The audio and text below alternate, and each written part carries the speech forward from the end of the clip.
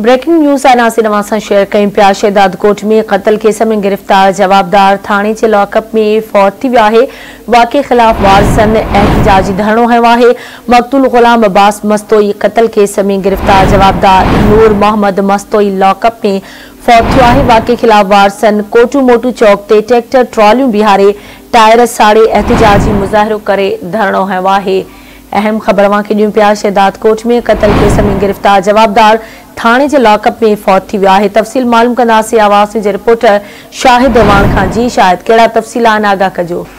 जी बिल्कुल, शहदाद कोट में मुबैना मुबैना तौर तशद्दुद में फौत थियल भाषण मस्तई जे रिमांड में वरितल मस्तई बिरादरी जो पूरो शख्स आहे उहो गुज़िरियल राति शहदाद कोट जे इलाइक़े में फौत थी आहे, जंहिंजे वारसनि जो कोटू मोटू चौक ते एहतजाजी मुज़ाहिरो करे धरणो हयो आहे।